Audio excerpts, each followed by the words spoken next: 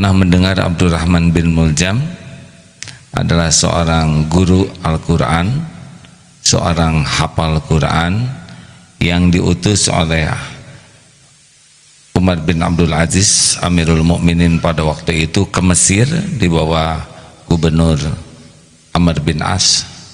Tapi kembali dari Mesir, orang inilah yang membunuh Ali bin Abi Thalib dengan pedang yang diasah tajam dan dilumuri racun. Bagaimana mungkin ini terjadi? Seorang yang penghafal Quran, hafal Quran, kemudian mengajarkan Quran dan menjadi pembunuh Amirul Mukminin, menantunya Rasulullah, dan sudah dianggap dijanjikan terjamin ahli surga. Ini sebuah pelajaran berharga bahwa hafal Quran tidak cukup, selalu berinteraksi dengan Al-Quran tidak cukup, pasti ada sesuatu yang lebih dari itu yang diinginkan. Ketika Siti Aisyah ditanya seperti apakah akhlak Rasulullah SAW, ternyata akhlak Rasulullah adalah Al-Quran. Berarti Al-Quran itu semestinya sesudah kita pelajari, kita hafalkan, wujud dalam keseharian kita.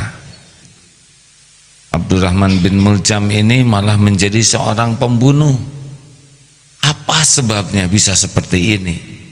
Satu, boleh jadi dia termasuk orang yang berlebihan ghurur di dalam bersikap terhadap agamanya, terhadap agama Islam, sehingga memahami sesuai dengan pikirannya sendiri, memahami sesuai dengan nafsunya.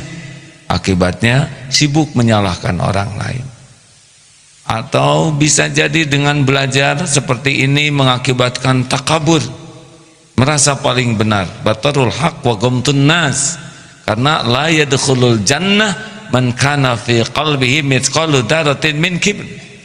Tidak masuk surga orang yang di hatinya ada takabur walau sebesar zarrah, disombong, merasa hebat, merasa lebih soleh dari yang lain, melihat orang lain lebih rendah dari dirinya, tidak mau lagi mendengar dari sumber ilmu lain yang manfaat, dia merasa sudah paling benar, maka kekunci.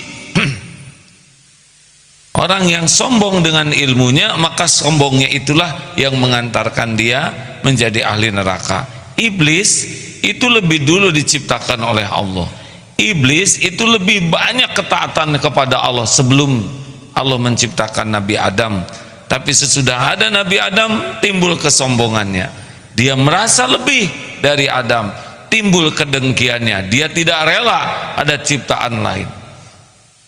Yang ketiga, kalau kita menghafal Quran, belajar Quran dan menjadi dengki dengan nikmat yang Allah berikan kepada yang lain, maka kita akan habis pahalanya seperti api yang membakar kayu. Atau niatnya ria, hanya ingin dinilai orang. Orang yang dihisab kedua sesudah yang merasa mati syahid adalah yang belajar Quran dan membacanya. Dan ketika dihisab, ternyata Allah berfirman kepada dia, kadzabta, dusta kamu belajar Quran agar dianggap qari'ah, dan sudah engkau dapatkan pujian itu di dunia.